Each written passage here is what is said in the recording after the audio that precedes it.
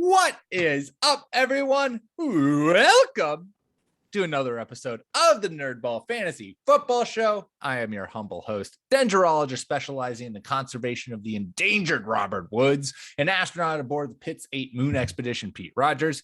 And I am joined by fellow nerd, the lead saxophonist for De'Ami Brown and the Downtown Funky Crown Band, and the doctor who prescribed Aaron Rodgers' naturopathic COVID immunization, the working girl, Jordan Smith. Jordan, how you doing? Today was a great day. Nothing really insane or crazy happened, so it's a pretty light day news-wise. Yeah, it was a pretty casual day, I would say. Certainly not like a mild COVID outbreak hitting the NFL. And one of the faces of the league certainly didn't. It is on some face lying, but it's also just like very strategically not omitting the fact that he was maybe not actually vaccinated. So it was a crazy news day. It's bullshit. Okay. It's not even like somebody was in my mentions asking me where he lied. And I'm like, dude, that's like asking the person in the zombie apocalypse movie, how come you didn't tell us you were bit? It's like the dude was like, he's going to be that guy in the movie who doesn't tell you that he's actually been bit by the zombies and he's going to die soon, but he's just going to hang out without a mask in front of media people in a closed conference room. He's going to be on the sidelines without a mask. He's going to say he's immunized instead of vaccinated, trying to, I don't know, just play with the wording of it all. And it's just really frustrating. And he said that but the reporting came out today that he applied for an alternative vaccination status or whatever using homeopathic remedies. It's sure, essential oils and vibes are not going to prevent you from getting COVID-19. This is a drastically mutating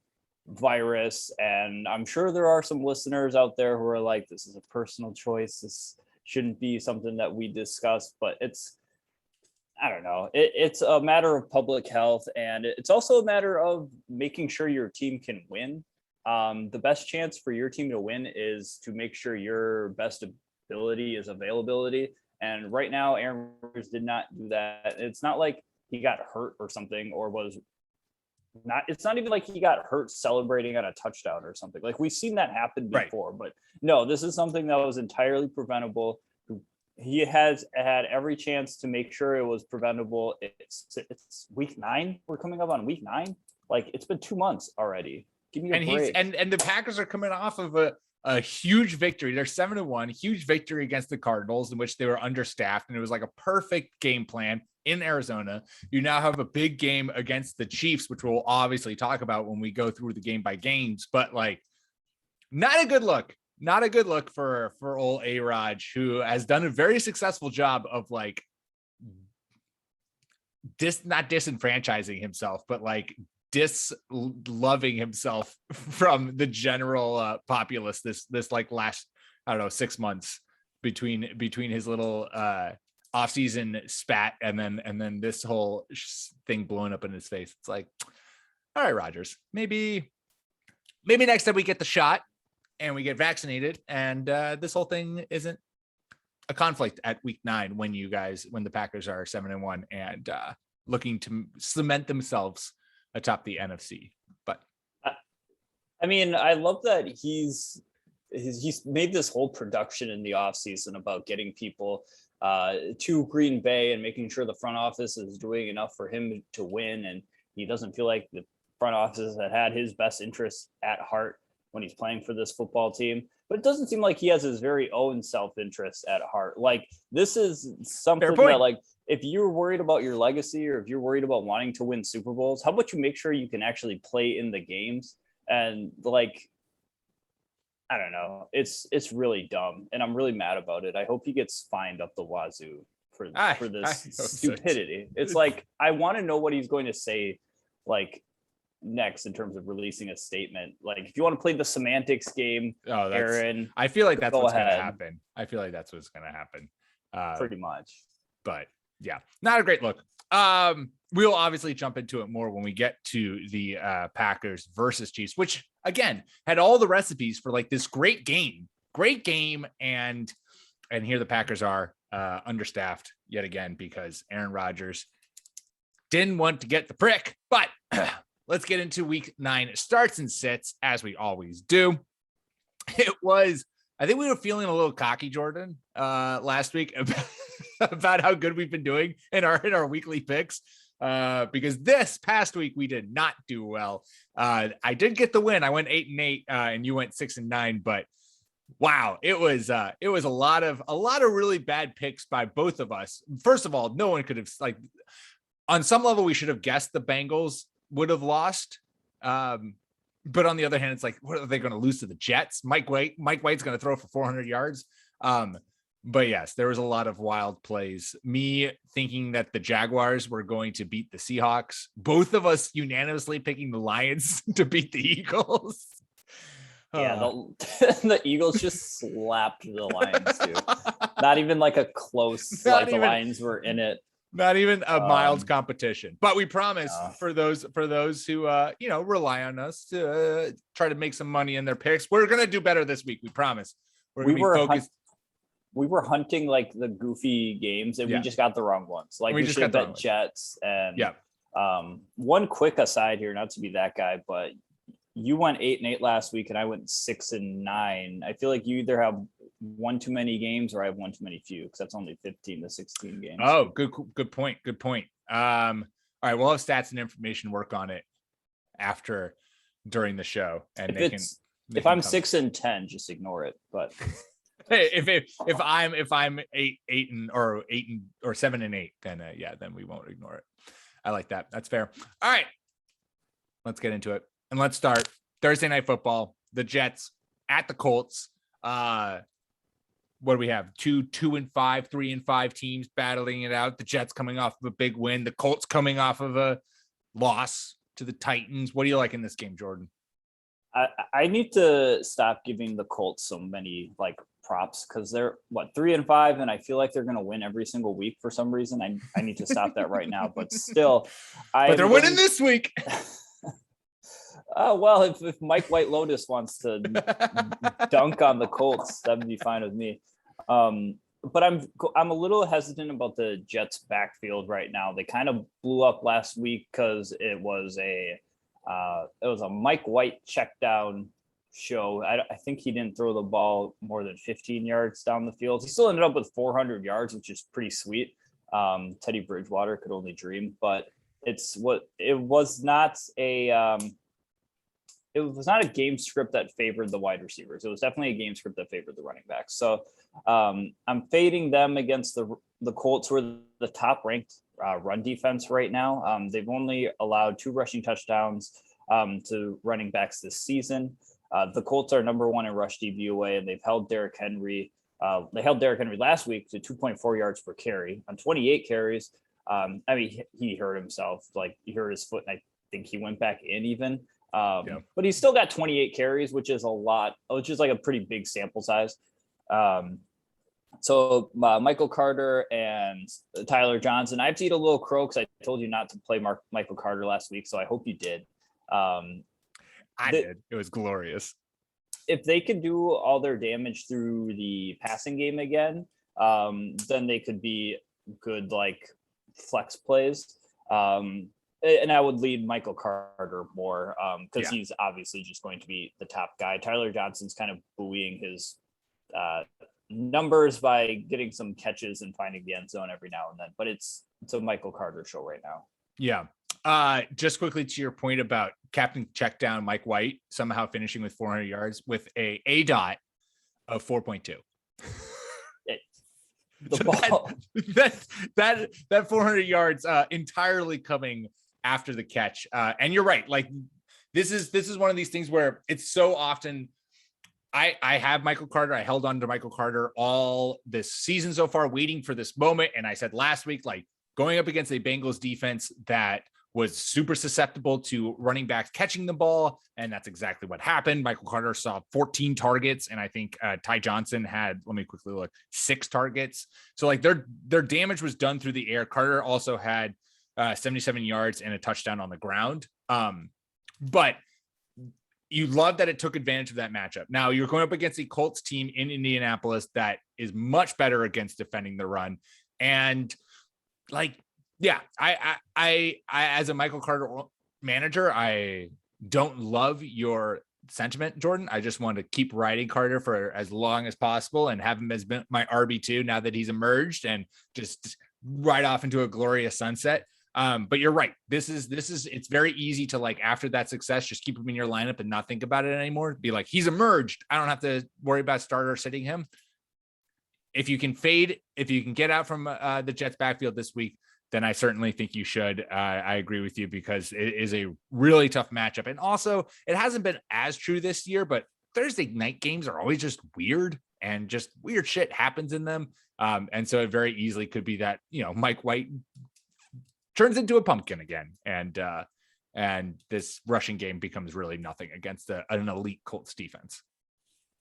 I hope not. Cause like if Mike White like catches some like Minshew mania or that year with the Vikings that Case Keenum just came in and was good, like that would be fun. And it'd be fun for just the headlines of New York Jets media and the Zach Wilson of it all. I want to iterate that I am rooting for Mike White, and there's nothing that would bring me more joy as a Patriots fan than a budding QB controversy between the number 2 overall pick and 3-4 year quarterback journeyman Mike White suddenly being like emerging as this like a great quarterback option, which would be, I would severely bask in it. Who do you like in this game? Well, gotta pick for the Colts, man. You love the Colts. I mean, to quote Christopher Jackson from the Broadway musical Hamilton, one last time, I'll take the Colts. If they let me down again, then I'm out. Like I'm not gonna wager anything on them again for the rest of the season. If they can't beat the Jets, yeah, I'm gonna pick the Colts as well. I think that as much as I love Mike White, I think you're totally right that all of their success came from like checking down to running backs and the running backs doing their thing. And that's going to be a lot harder to do against a very good Colts run defense. Let's move on to Sunday games, starting off with the Atlanta Falcons heading to New Orleans to take on the Saints. And in this game, if you have Tom Brady, who's on a bye, if you have Aaron Rodgers, who's going to miss this week and maybe next week because of his COVID shenanigans, might I suggest you go out and you stream Taysom Hill. Taysom Hill is going to be the starting quarterback in New Orleans with Jameis Winston out. In the 4 games that he started for the Saints last year, he was the QB6 during that period of time. So you are adding a potentially elite fantasy quarterback to your roster halfway through the season. And that is a huge advantage that you can take advantage of. The Falcons are allowing the 7th most fantasy points per game to quarterbacks. And most importantly for Taysom Hill, who's got that super nice rushing floor, they're giving up the 4th most rushing yards and 3rd most yards per attempt to quarterbacks. So if you need a quarterback to stream this week, if you're in a super flex or if you have Aaron Rodgers or Tom Brady on a bye, go get Taysom Hill. Honestly, like unless you have one of the elite, consistent top 6 quarterbacks in fantasy, I would still get Taysom Hill on my roster because we've seen what he can do when he's having control of this offense and what that rushing floor can bring with him from a fantasy standpoint. Yeah, I have a feeling that today, we obviously just got a slew of people who have tested positive for COVID, vaccinated and unvaccinated. They still have to go through certain protocols. So today might not even be the last time we have issues with a ton of people ending up on that COVID list. So getting as many people who will play at least, or at least adding somebody like Taysom Hill to your roster is not a bad move. And Hill is fetch for Sean Payton. Like he always wants to try to make it happen. Like he wants to prove that Taysom Hill can be a thing, and he's like 32 years old, but he'll do some crazy things with Hill, I think. And against the Falcons, why not? Shit. Yeah, for sure. I also think that the Saints win this game too. They're at home.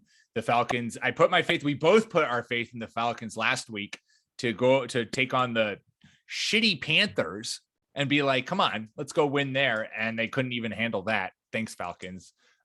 So I'm not putting, especially with the way that the Saints defense was able to make plays against the Bucs and get a home win. I think the Saints keep the ball rolling even with Taysom Hill and beat the Falcons this game. Yeah, I'm going to go with the Saints. Getting a losing record last week equals going heavy chalk this week for me. Got to get back on the horse. Also, if you want a sleeper wide receiver play for this game or for just this week, I can't tell you which wide receiver, but the Saints are giving up the third most points to wide receivers over the last 4 weeks. So one of Russell Gage or Tajay Sharp is probably going to do well. I don't know which one. I think I would lean towards Russell Gage simply because he's been on that team longer and has more chemistry with Matt Ryan, but he did post a 0 target game last week, despite, being on the field for the majority of snaps. So, up in the air, but one of those guys is likely going to get some work because the Saints defense has been giving up fantasy points to wide receivers recently. So if you want to risk it for the biscuit, as they say, let's move on to the Denver Broncos heading to Dallas to take on the Cowboys. What's your play in this? So this could be a good transition. If you're somebody who's been starting Teddy Bridgewater for the past couple of weeks, you might consider picking up Taysom Hill and putting him in that place, because I don't think this is it for this is a good week for Teddy Two Gloves. Dallas has surrendered the 6th fewest fantasy points to quarterbacks over the last 4 weeks. So they've been still consistently taking the ball away from the quarterback and playing some pretty good defense. Bridgewater, he only has 12.6 and 14.8 fantasy points over the past 2 weeks, which is a little sus. That might change once Jerry Jeudy gets back into the mix, but they're possibly losing Noah Fant, which is not good. And Denver is just kind of a middling passing offense. I don't know. They're not doing anything that's like unique or special to me. So if you're looking for a little extra kick, I would go and look elsewhere. If you're looking for somebody who, I don't know, you just need 14, 15 points from, Teddy Bridgewater is great, but chances are you're going to want a little bit more than that. Yeah, I think exactly what you said there is like spot on. Like Teddy Bridgewater is a very consistent. He's the wide receiver 16 right now. Quarterback 16 right now in fantasy. And he's just like, that is consistently what he'll give you no matter what the matchup is, with some, dips here and there. But against a good matchup, like a defense that's going to challenge him a little bit, and an offensive game plan, like I don't love it. I don't love Teddy B. And his hot, like, even if he has an amazing game against the Cowboys, what's that amazing game? Like 200 yards and maybe 3 touchdowns. His ceiling is just not like high enough where you're going to play him in and be like, all right, I could finish with a top 6 fantasy quarterback this week. You're never going to have that with Teddy Bridgewater. Taysom Hill, you will have that with, like, he has that potential. So I certainly, if you have been riding Teddy Bridgewater this long, I think it's time to move on from him. It's not time to move on from this Broncos offense, though, because the Cowboys defense has gotten slightly better, but they're still giving up points to wide receivers and tight ends. And with Noah Fant out, you mentioned he's on the COVID list now too.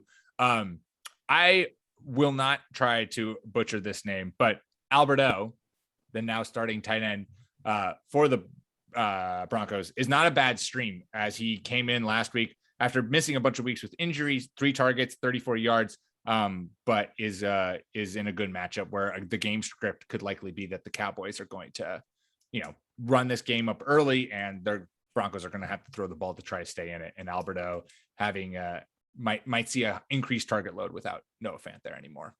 Or it might just all be Jerry Jeudy, which is good for you Jerry Jeudy managers out there. Who do you like in this game? I'm going to confidently pick the Dallas Cowboys to get it done here.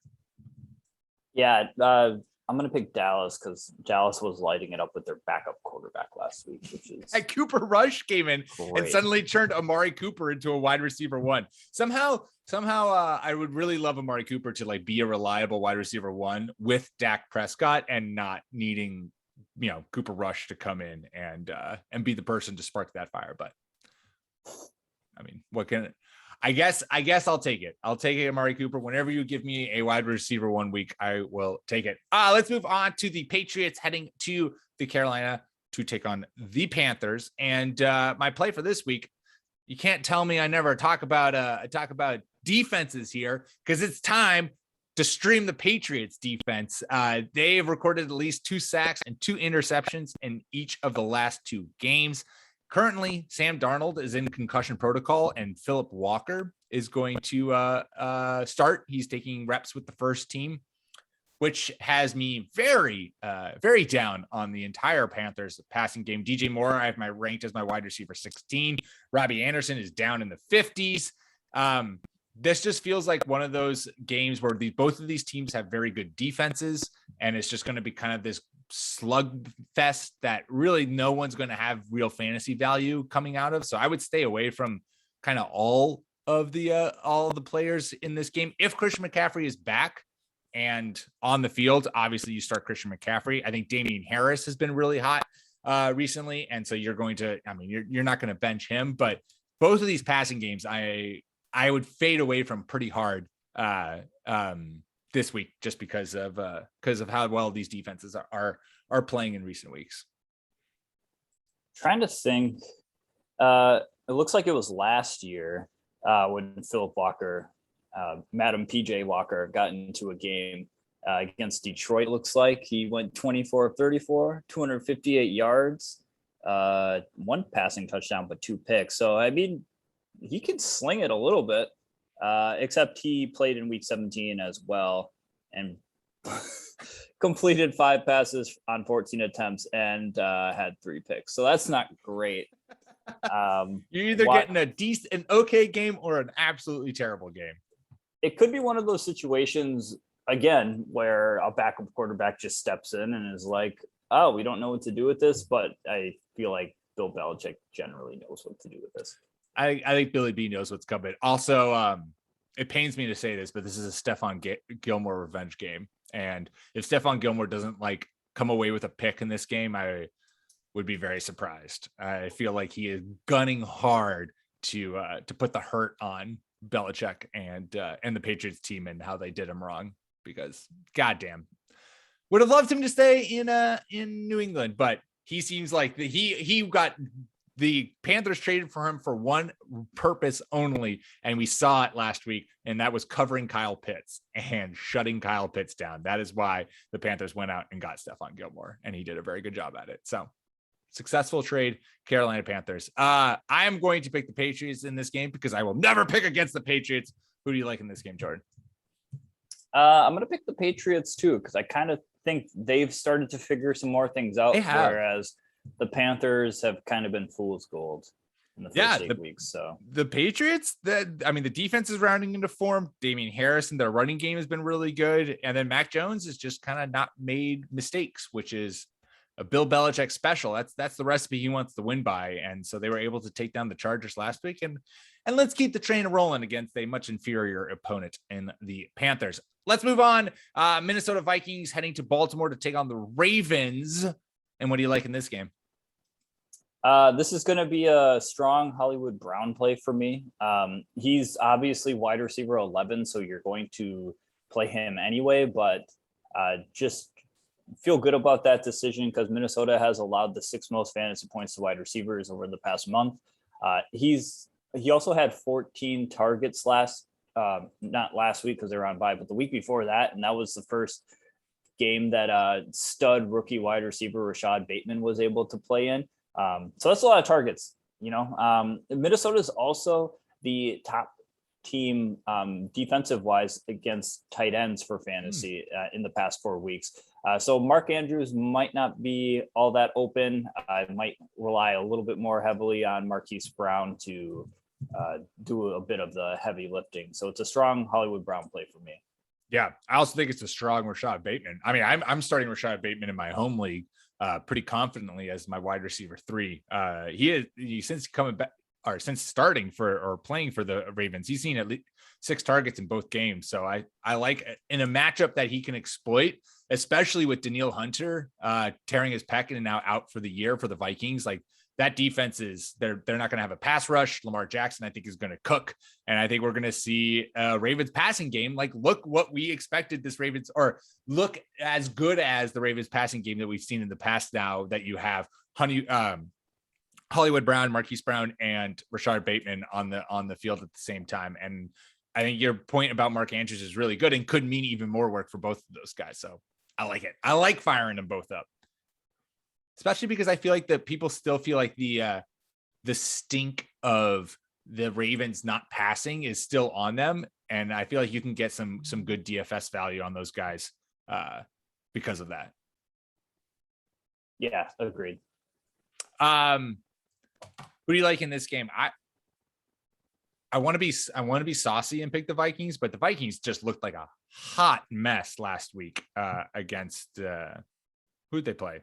Whoever they played, they looked bad. I'm forgetting. I'm blanking on it. That's what I'm trying to look. But I do know that the Vikings did really well last week, and like they played a decent game. They are, let's see, by defensive ratings, they're 4th overall in DVOA.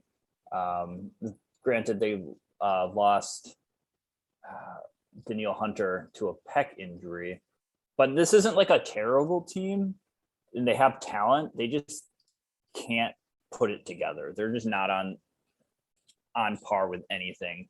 They're 7th in pass DVOA. Like they should be much better than their record would indicate, is what I'm saying. But I'm going Ravens anyway. Yeah, I'm going Ravens too.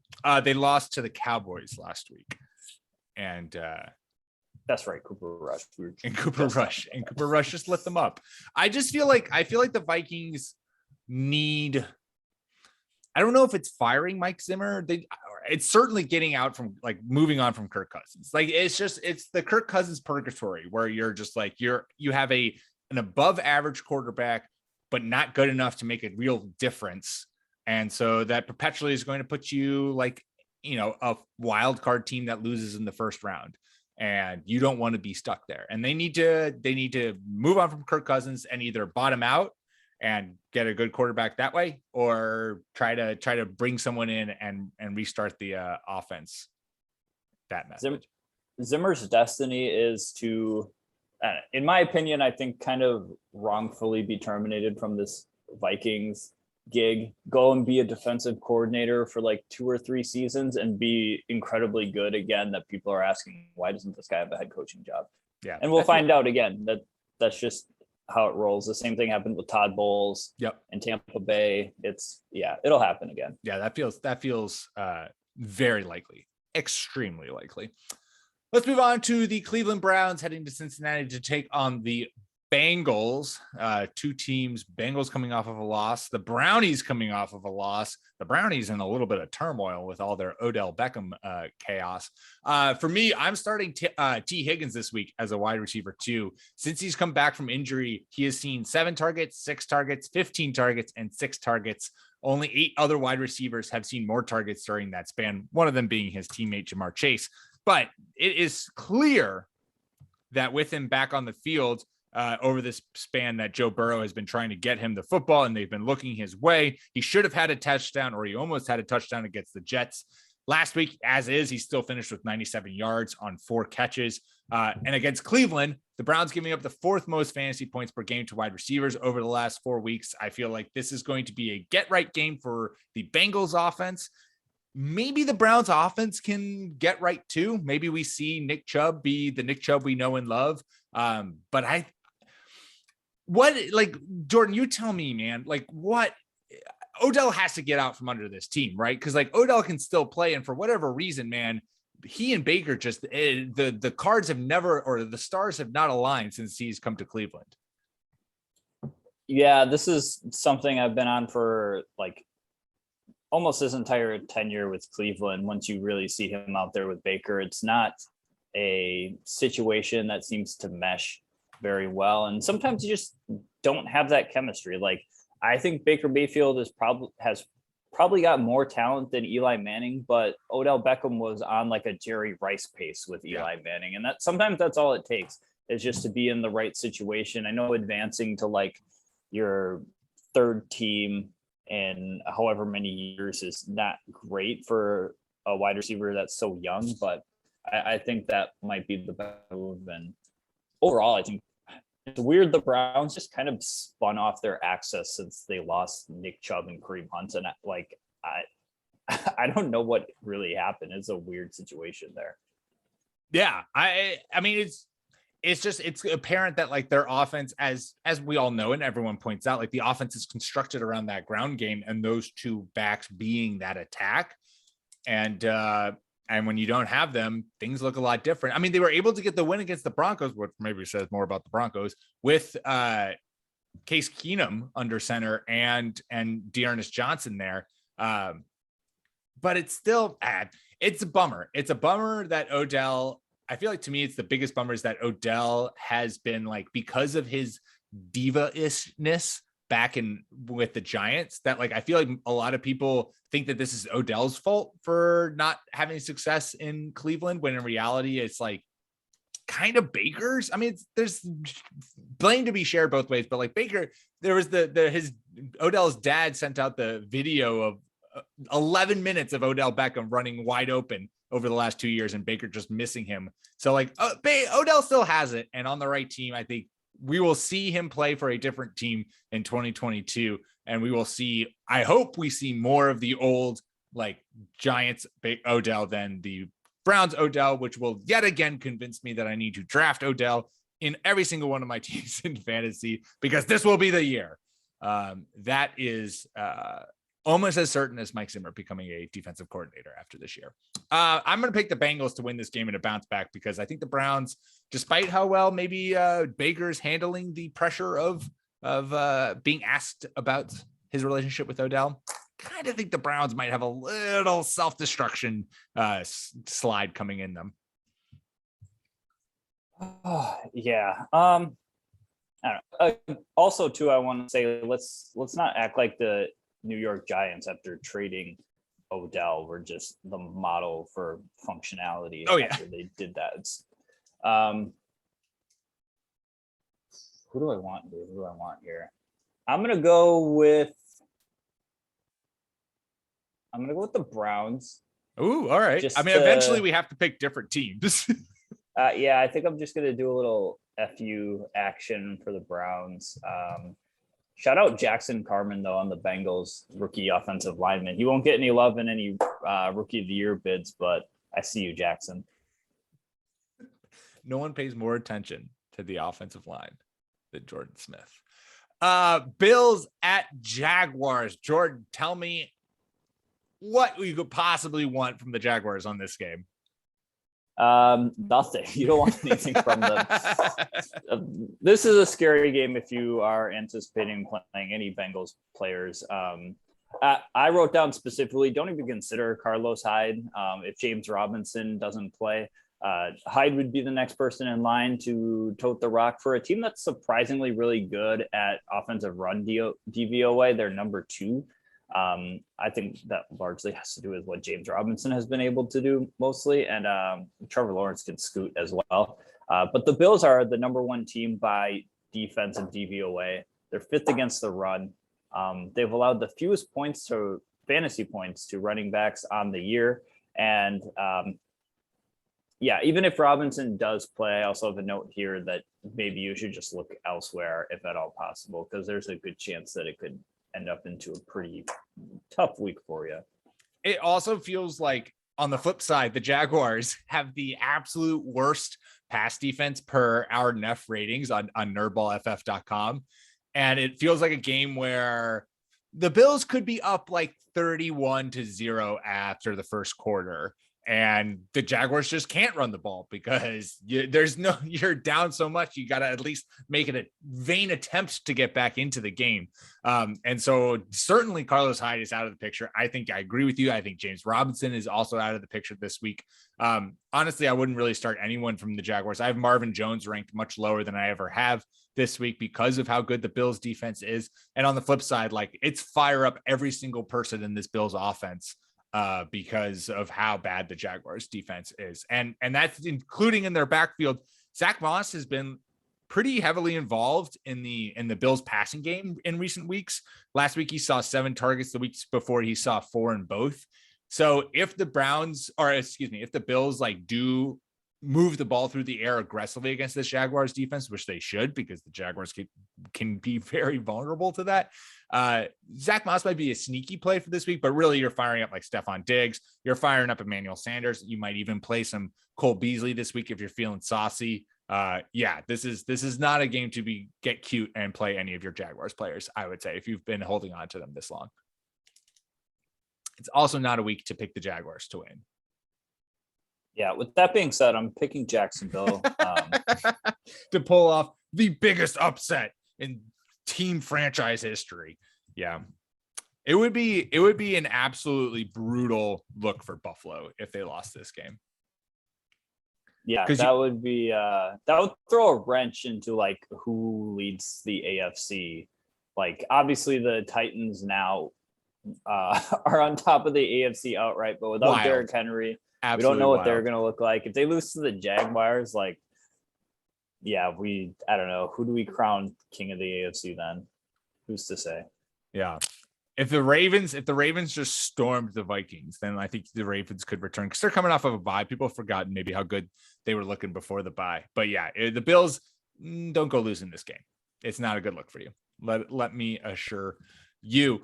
Let's move on to the Houston Texans heading to Miami to take on the Dolphins. Boy, this is a battle of 1-7 teams, Jordan. Games we love to see as fans. And wow, this is also the Tua mild revenge game you could have by trying to stick it to the Texans and showing the Dolphins that actually, I know Deshaun Watson's not playing, but like maybe a moral victory for Tua if he were to win here.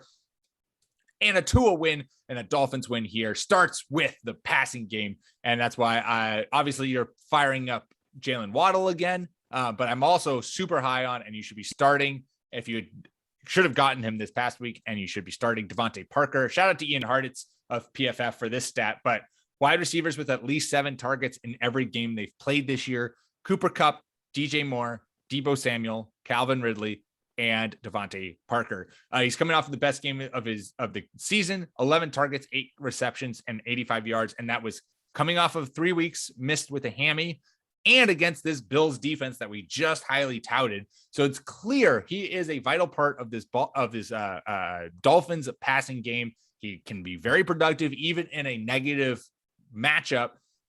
Luckily for him, he has a very positive matchup this week as the Texans rank 29th in net pass defensive rating, and they're giving up the 6th most fantasy points per game to wide receivers. So Devonte Parker, I actually lost him on waivers to someone in my home league, but you should definitely be starting him if you've rostered him. Yeah, the Texans, who looked a little scrappy there for about a week 2 months ago, they are now allowing the most yards to wide receivers in the league. If you all want to get a little funky and start one of the Dolphins running backs, the Texans are allowing the most rushing yards to running backs by about 100 yards too. They're 100 yards of the Chargers defense. Maybe this is a sneaky Myles Gaskin game.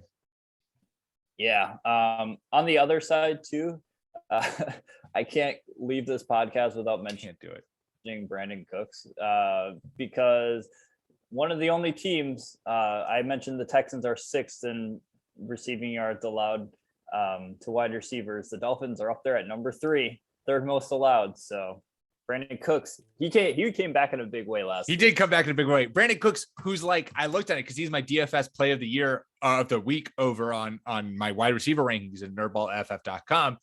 He's like, I don't even know what he's priced as, but he's certainly not priced as a top 12 wide receiver on FanDuel this week, which is absurd because the man is like locked and loaded wide receiver 1. I have him ranked as my wide receiver, I think 9 this week. Ty God is back. Like this is a Brandon Cooks Cook week. And yes, you should be like this game, given that Tyrod Taylor is coming back in all likelihood. And that the only times we've seen the Texans be like mildly competitive was when Tyrod was under center. And a couple times with Davis Mills, but we don't really trust that. This could be like maybe a little more a closer game than we anticipate, which only helps like the game script be this more kind of like pass happy, aggressive. Let's get these offenses really rolling and moving, which is obviously good for every fantasy player involved. I was going to say I'm going to get saucy and pick the team with the losing record here, but both of these teams have the exact same 1-7 record. So really, I think Miami, I'm going to trust Miami's coaching staff to finally get this done and finally put a win together. But I have been let down before by them, but I'll go with Miami at home. Yeah, I'm going to go with Miami as well. I was going to be saucy and pick Houston because I think Miami is trash, but like Houston is in the entire basement in terms of DVOA, passing, rushing. They just have nothing. They just do nothing good. They do nothing good except for targeting Brandon Cooks. Yeah, that's about it. That's about all they do good. All right, last game of the morning or the 1:00 slate. Raiders at Giants. What's your play in this game? I'm fading the Giants wide receivers. Galladay, Pettis, and Shepard didn't practice today. Today being Wednesday, and they're still dealing with injuries. Meanwhile, Kadarius Toney was a limited participant. And I kind of feel like that might just end up being his destiny as well, just having some injury issues. On the season, the Raiders are allowing the 4th fewest fantasy points to wide receivers, and they've only allowed 4 touchdowns to wide receivers this season. And the Giants aren't necessarily great at scoring in the red zone, which Las Vegas is very good at not allowing wide receivers to score in the red zone. They have the fewest red zone targets allowed to wide receivers this season, just 7. Ooh. 7 wide receiver targets in the red zone. That either means they're getting dusted deep for red zone touchdowns, or because I mean they've only allowed 4, or they really lock up. Max Crosby making plays. I like all of that. The Giants wide receivers, man, I don't know what's in the water in New York, but they cannot stay healthy. Like it's not only just like the Kenny Galladay and can't get onto the field. It's also then when they're on the field, Sterling Shepard tweaks his quad. Dante Pettis leaves. Kadarius Toney has been dealing with a finger or thumb injury. Like, man, this team is getting pillaged by injuries. On the flip side, for wide receiver rankings, my stream of the week is Hunter Renfrow against the Giants. He's 54% roster in sleeper leagues. He has been he's been one of the more consistent receivers for the Raiders over these last few weeks. He's seen 8 targets in 3 out of the last 4 weeks before the Raiders went into their bye. Giants giving up the 5th most receptions and 11th most points per game to wide receivers this season. I think Renfrow is certainly a really good play in PPR, and especially it's sad to bring this up, but like Henry Ruggs, who obviously will not be playing football anytime soon because of his, the accident that he caused out in Las Vegas, his DUI. Go look that up if you want to, but he's no longer on the field, and so that's going to open up more opportunity for Renfrow and Brian Edwards to catch the ball from Derek Carr. Yeah, absolutely terrible what Henry Ruggs did. He killed a 23-year-old woman who was just driving idly, and he was absolutely wasted driving 150 miles per hour. Don't drink and drive. 150 miles an hour. I mean, come on, man. You are a professional football player. Call an Uber. call a Lyft, call a cab, get a hotel. Like it's horrible. Jesus. It's absolutely horrible. So yes. Pick a winner for this game. As terrible as that sounds following that conversation. Man, fuck. I guess I'm going to pick the Raiders, even though I feel like there should be a John Gruden lull because he got fired for being a bigot, but it just, I don't know. They seem fine. They're better than the Giants in anyway. I'm going to pick the Giants because I think that John Gruden lull is here.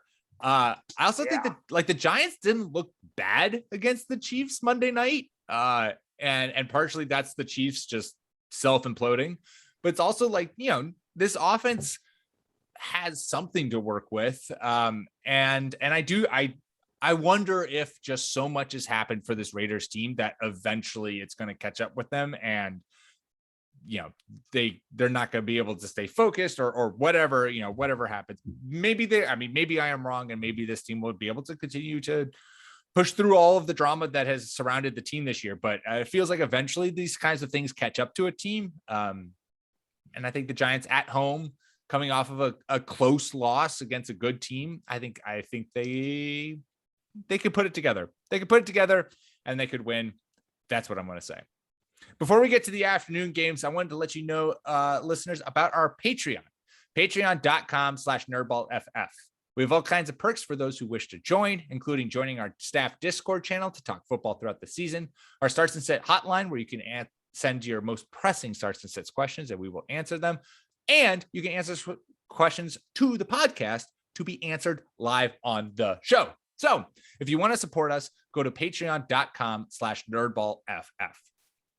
All right, let's get into the afternoon games, and Chargers at Eagles. And I've got two plays for you this game, Jordan. I'm going to start with starting Boston Scott. And it was clear start if Nick Sirianni is going to give him 12 plus touches per game with the starters. The Chargers ranked 31st in NEF rating against the run. This is a pretty easy one. 5th most fantasy points allowed to running backs. If Boston Scott is going to be the Boston Scott that we saw against the Detroit Lions last week, then he is a RB2, I think, moving forward. My apologies for the Kenneth Gainwell hype last week. Who would have known that Nick Sirianni, when had the opportunity to play a running back, that he was siphoning touches away from Miles Sanders to play that running back as a starter? Well, he didn't, because, you know, fantasy football is a fickle mistress who can really tease you and step on your throat when she wants to. On the flip side, though, I'm fading Mike Williams this week. Mike Williams obviously started off to that insane start this year and has been lackluster recently, to say the least. His target share in weeks 1 through 3 was 25.9%. And since then, it's been 19.9. So it's not that he's getting the looks and just not able to be produced with those looks. He's just not getting as many looks as he did to start this year. He's seen over 5 targets once in the last 4 weeks, which is not great after averaging like 10 plus targets to start the year. The Eagles consistently have been giving up the 3rd fewest fantasy points per game to wide receivers. That's on the season and in the last 4 weeks. So they are good at limiting wide receiver production from a fantasy standpoint. I've ranked Williams below Keenan Allen for the first time this week after the way that those wide receivers started. And now after the Patriots, where Keenan Allen was clearly the only wide receiver that Justin Herbert felt comfortable going to, and the one who was getting open, I think that continues against the Eagles. And I don't know how you get out from under Mike Williams, but I certainly am fading him. I would start him as nothing more as a wide receiver 2 this week, with the potential of really giving you kind of yet again another dud that he's been putting up in recent weeks. Yeah. Boston Scott starting is a pretty good play. I played Kenneth Gainwell last week too, because he was getting. How could you not? It was a perfect recipe. He was occasionally getting more touches than Miles Sanders. So that's like, it seemed rational at the time. Brandon Staley, the analytics lord for all the numbers nerds out there, is not putting together the best defense in the world right now. I touched on this before with Houston. but the Chargers are right behind them in terms of yards allowed to running backs on the ground. So Boston Scott should be able to eat pretty well. And I feel like the Chargers have caught like, I don't know what to call it, like Seattle Seahawks syndrome, where it's like they need to let Justin Herbert cook, like let him sling the rock, because they're just not really letting him do that. Like I play Keenan Allen in several leagues every week because I love Keenan Allen, but at the same time, I'm looking at his numbers and I'm like, why aren't you getting targets? Like this guy is a route running technician. He should be getting no fewer than 7 targets a week. And it happens. It's confounding to me. Very confounding. Yes, he's Keenan Allen has certainly not lived up to like the elite wide receiver 1 hype that many of us, you and myself included in particular, were putting on him this offseason. But he's coming off of one of his best games of the year. In fact, the best game of the year, I think, for him, where he caught 6 catches on 11 targets, 77 yards, and a touchdown against the Patriots. So hopefully more of that comes against the Eagles, especially if Justin Herbert narrows down on him as his favorite target. And I think the Chargers bounce back. I don't know if it's just I have no faith in this Eagles team, which I think is slightly well-founded, even though they romped the Lions, but the Lions are just also terrible, and we should have known that. But I'm going to pretty confidently pick the Chargers to go to Philly and get this done. Yeah, I'm going to pick the Chargers as well. Even though my heart's not sold on it, but I'm picking them anyway. I mean, it does feel very Chargery to lose this game, but I also think that last week was a very Chargery loss, and I think they're going to come back. And I would trust them more in a game than the Eagles. And so that's why I'm picking them. All right. Let's get to the Packers at the Chiefs, a game that could have been the game of the week. And yet the NFL didn't even try to put it in Sunday night or Monday night because the NFL doesn't know how to make a schedule. But what is your play for this game with Aaron Rodgers out? My play for this game will be to lean on the Packers running backs. Love it. With no Devonte Adams last week, the offense really leaned on Aaron Jones and AJ Dillon just controlling the tempo of the game. They just kept churning out like 8-minute drives and really just putting the kibosh on Kyler Murray in that faster paced up-tempo offense. And beating Pat Mahomes, a good way to do that is making sure he can't throw the football. So I feel like the Packers will come out with a pretty similar game plan. Kansas City is still pretty ineffective on defense against the run. They're allowing or not against the run, against running backs in general, because they're allowing the 4th most receiving yards to running backs on the season and the 5th most red zone touches to running backs. So I think that you will see probably not a perfect similar game plan last week against Arizona, but you'll see a similar structure where they're not leaning as heavily on Jordan Love to throw the football.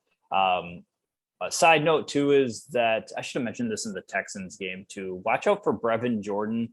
He's a rookie tight end for the Texans. Look for signs of him possibly taking over since they need a little tight end help. But in this game specifically, I would watch for signs of Josiah DeGuara becoming the tight end 1 in Green Bay. Robert Tonyan is out for the rest of the year. I love Mercedes Big Dog Lewis, but he's more interested in pancaking linebackers than catching balls. So or catching a filthy one-handed grab at the back of the end zone and just not able to get his feet down. Yeah, I love him so much. He's one of my favorite Packers. He's like having an extra left tackle out there. It's great.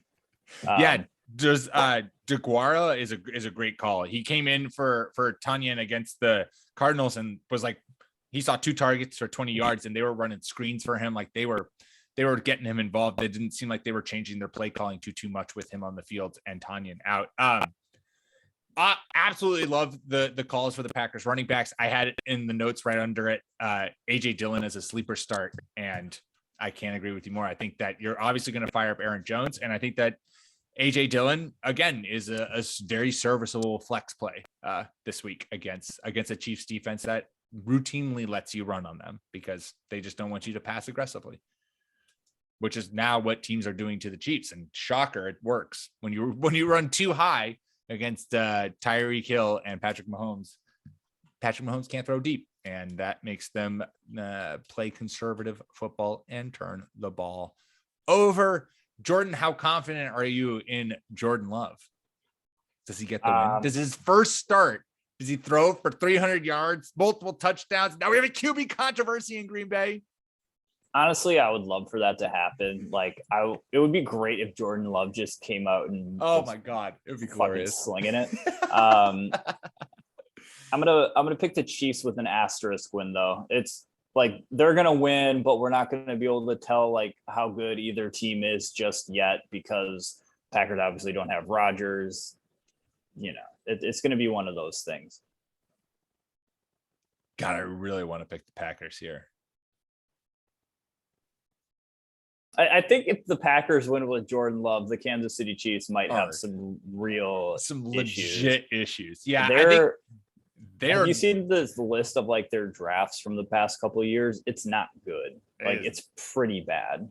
Yeah, the Chiefs. Somehow the Rams have yet to like face the music for all of their going all ins and trading all of their early round picks for like veteran players.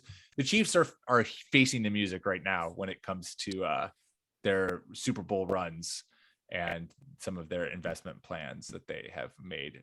Could have traded for Allen Robinson, Chiefs. That would have helped this offense. Would have also helped my fantasy team. But alas. I like them adding Melvin Ingram though. Yeah, I do like that too. I'm going to pick the Chiefs too. The Chiefs are at home. Jordan Love is Jordan Love, not Aaron Rodgers. Yeah, I think the Chiefs get this win and pretend that they are back on track. All right, last game in the afternoon, the Arizona Cardinals heading to San Francisco to take on the 49ers. And for this game, I am fading the Cardinals backfield in its entirety. The 49ers run defense has been one of the best in the NFL over the last 4 weeks, is allowing the fewest fantasy points per game to running backs, second fewest yards per carry, and the fewest receiving yards. And when the Cardinals went and played the 49ers back in week 5, it was the worst game of the year for Chase Edmonds. James Conner only saved his game because of a rushing touchdown. He had 10 carries for 29 yards. So like, even we've already seen the fact that this 49ers defense can shut down these Cardinals backs. That game was played in Arizona. This game is going to be in San Francisco. I honestly don't know who I would break in favor of these two. Maybe Chase Edmonds, simply because I think maybe James Conner is who I'd break in favor of, because the Cardinals could get up really early and then just run the ball. And that seems to be a little more of Conner's forte. But either way, I'm not super thrilled on either of these backs this week. And I wouldn't start them as anything more than flex options against a really good 49ers defense. Yeah. 10 carries for 29 yards and a touchdown is like the title of James Conner's memoir. Like, that's just total encapsulation of his Pittsburgh Steelers days. That's good for the Niners, though, that their run defense is showing up, because they've been looking pretty rough lately too. Because nothing else has. Well, Jimmy G's running game has showed up. I mean, talk about Trey Lance running the ball. No more Trey Lance end zone packages after Jimmy G runs for 2 touchdowns in a game. Yeah, it's Deebo Samuel in a good run defense. I'm going to pick the Cardinals to win this, though. I feel like they're not as bad as they looked last week. Yes, I totally agree. I think it would be silly to pick against the Cardinals. They are still 7. I mean, they're 7-1.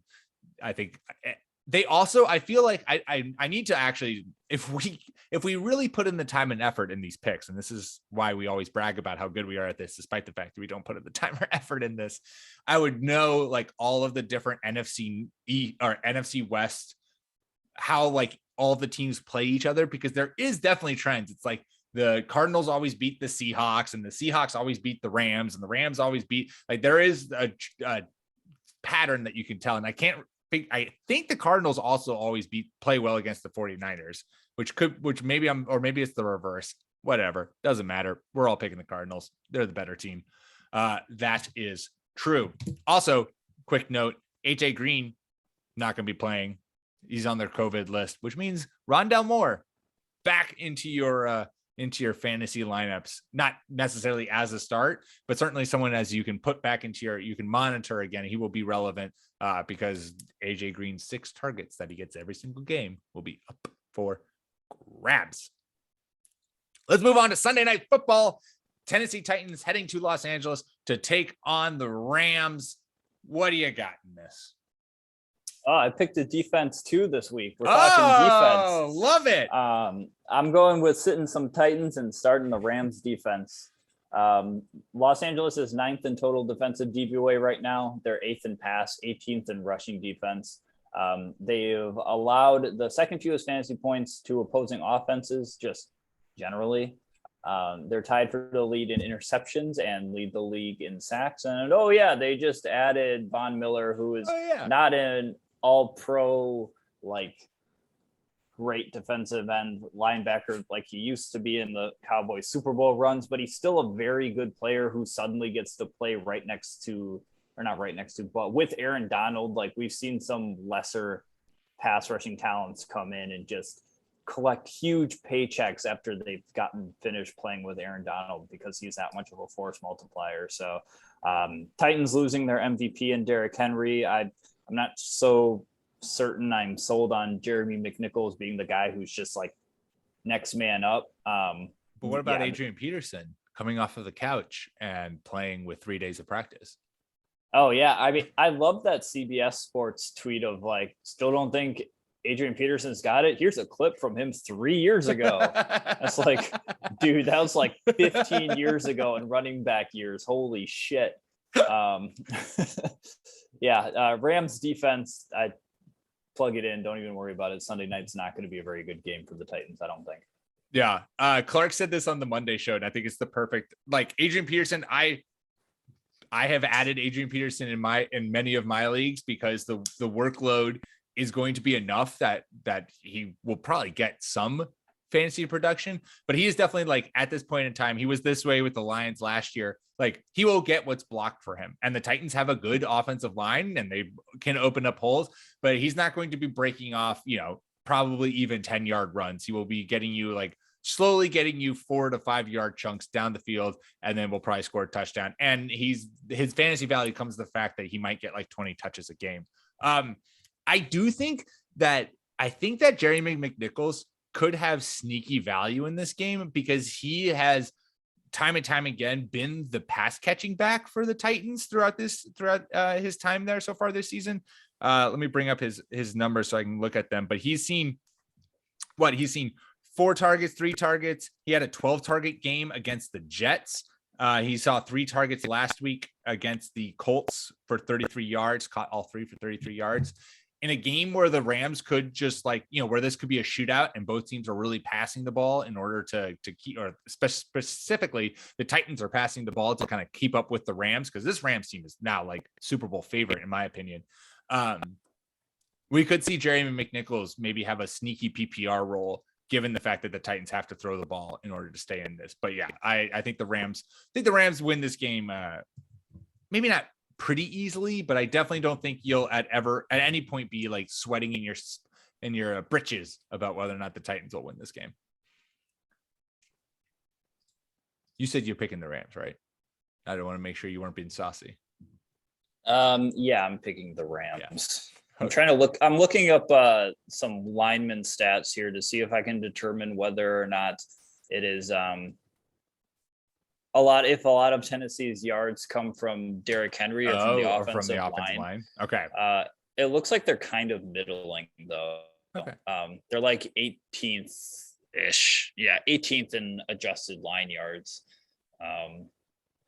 So I think Jeremy McNichols could be a good substitute, but if you're expecting a 1-for-1 replacement, oh God, yeah, reevaluate your thought processes. Seek help. Yes, if you think that Jerry McNichols or Adrian Peterson is going to come in and give you Derrick Henry production, hate to burst that bubble. All right, last game on the docket: Monday Night Football, Bears at Steelers, and this is a mother effing smash week for Deontay Johnson. Johnson hasn't had under 70 yards receiving since week 1 this season. Only once has he had less than 10 targets when he's played on the field. Bears have a bottom 10 pass defense. They've allowed the 4th most fantasy points per game and yards to wide receivers so far this year.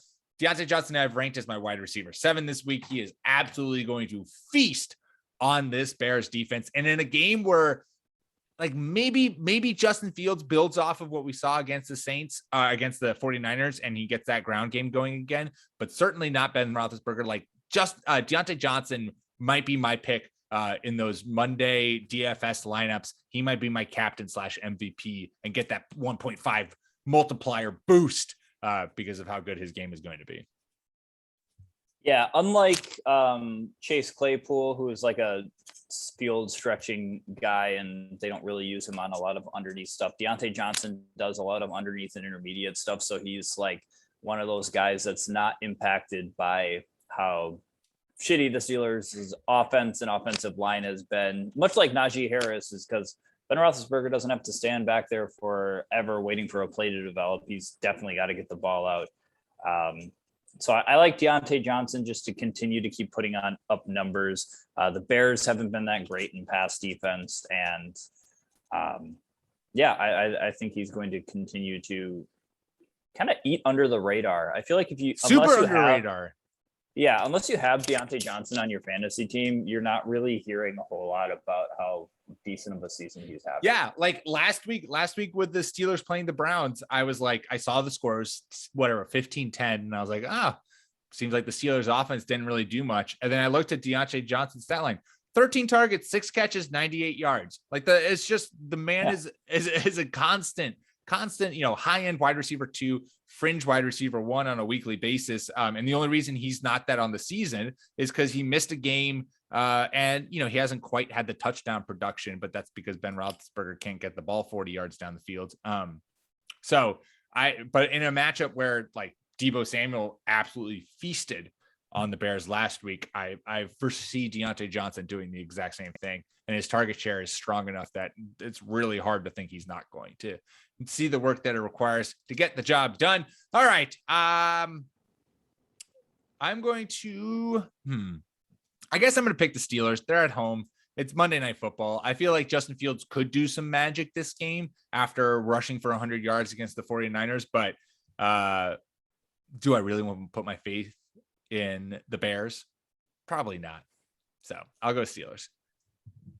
I would much rather put my faith in Justin Fields than Ben Roethlisberger, but I'm going to go with Pittsburgh because they have talent elsewhere. I'm going to choose to not look at who's behind center and look at the other blue chippers they just happen to stack on defense.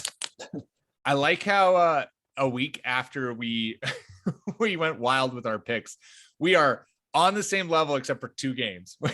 We are playing it nice and safe, and we're going to rein it in. Yep, we're going to rein in the wildness. We wanted to test how good we were actually at calling games, and we saw we were pretty good. Still all right, but not as good as maybe we anticipated. All right, it is time to play Wheel of Conditions. Wheel of Conditions. Wheel of Conditions. Wheel of Conditions.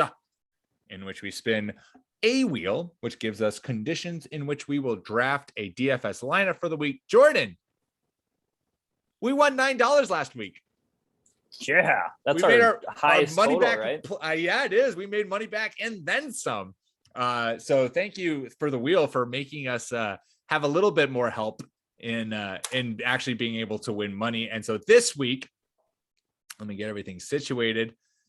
This week we are going to spin the wheel, and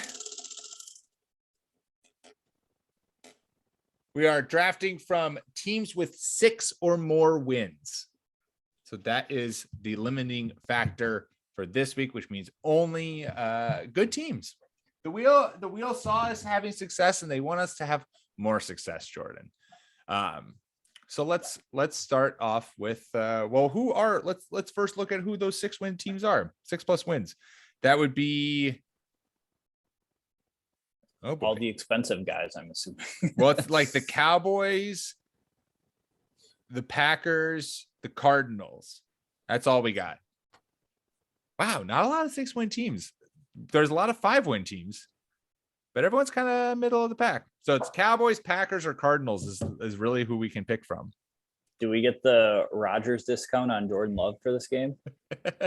Let's see where Jordan Love is on DFS. Wow, I'm scrolling. I am still scrolling. Did I pass him? I didn't see him either. There he is. $6,000. Still I feel seems like like a lot. It does seem like a lot. I still feel like that's like against the Chiefs defense. He's got to be able to do something. We can pick a better QB, but if we're looking to cut costs, I think that's where we go. Okay, we can pick a better QB. Well, I mean, what if we did Jordan Love and then just like stacked our running backs? Oh, let's see what our pricing out can do. So should we do what do we have? We have to pick between Dallas. So it's Kyler or Dak then. Seems like Kyler. Both those guys have lingering issues, but I think we should play Dak because I think the word is that Dak was going to play last week if it was a bigger game. Okay. All right. So we'll go like Dak. If it was the playoffs, he would have played. All right. We'll go Dak versus Denver. Running back wise, I mean, we got to go Aaron Jones. We got to go Ezekiel Elliott. And I just said to fade the Cardinals backfield. So we're not touching them. Wide receiver. 29 and 1 touchdown. Wide receiver. Devonte Adams is still on IR. Isn't he supposed to play though? He was on the COVID list. Yeah, right. So but, I mean, maybe they don't have a COVID list. He's vaccinated though, unlike some people on this team, so he might actually be able to play. I feel like he can play. We should probably play. Oh wait, never mind. Not 49ers. So we got CD. What about Nuck? We could do Nuck. No AJ Green. Yep. He's a little dinged up. He's also too, a little dinged up too. Yeah. Amari. Get that Cowboys stack going. We could, actually, I'd rather have CD than Amari if we're picking between the two, but we can have both. Maybe let's do CD. I mean, we could try doing both, or we could do. I also like Christian Kirk. Christian Kirk has been like sneaky. He's another guy who I'm like always kind of surprised by. He's a wide receiver 26 in half point PPR right now, and is like pretty consistently been doing some numbers. So he could be a guy who benefits from no AJ Green. 6,400. I'll take that discount. Yeah. All right, tight end. None of these teams really have a great talent tight end. Are we trusting Dalton Schultz to bounce back against Denver? I feel like Denver might be decent against tight ends. According to DFS or according to FanDuel, they're 12th. But who else do we have to pick? I guess we could do Zach Ertz. Zach Ertz, I suppose. See, Green Bay, Arizona, Dallas. That's it. Baltimore? No, Baltimore is because they had their bye. They're 5-2. Okay. I know. Shucks. Shucks in a bucks. I guess we can go with Ertz. Or we just go with Mercedes Lewis and call it a day. Mercedes Lewis catches a touchdown. All right, let's go with Ertz. I like that too. Zach Ertz. Flex. Should we put Devonte Adams? Oh, we can't afford Devonte Adams. We cannot. We can afford Tyreek Hill though. Oh wait, they don't have 6 months. Never mind. No. If only the Chiefs were good, then this would be a lot easier. Do better. Chiefs letting us down. Next time we should do a win percentage. To account for bias. Yeah, the wheel. Come on. Don't give us a fixed number. Amari Cooper.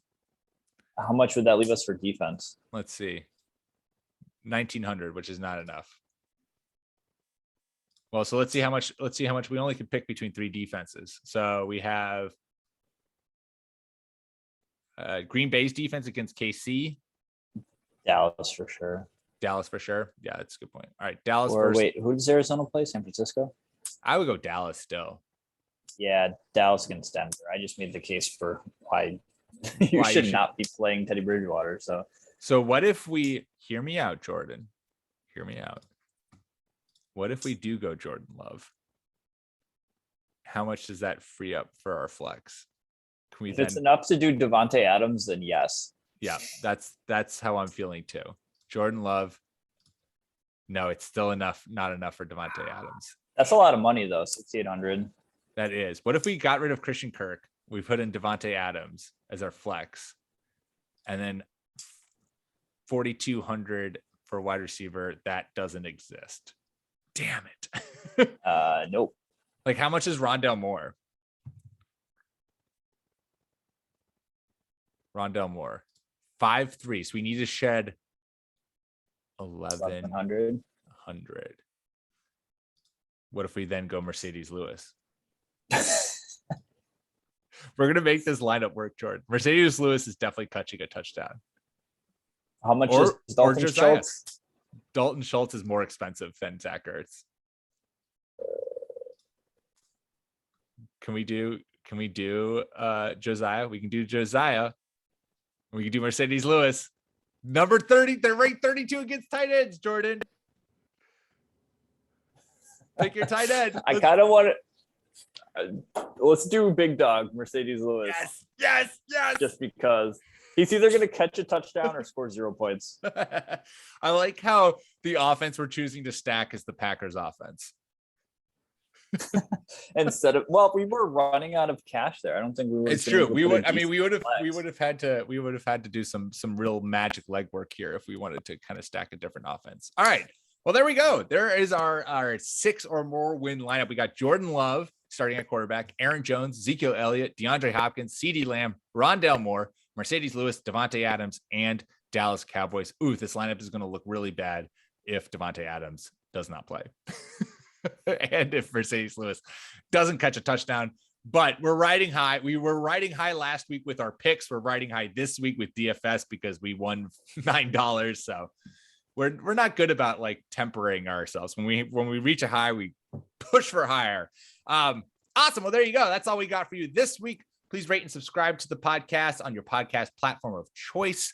And drop us 5 stars. Really makes a difference. Helps us get in front of more people and more listeners. Make sure you follow us on Twitter at NerdBallFF. You can follow myself at Peter M. Rogers. Follow Jordan at Jordan_Smith27. And of course, make sure you check out all the amazing content we're putting out over on the site, NerdBallFF.com. Until next week, my fellow nerds.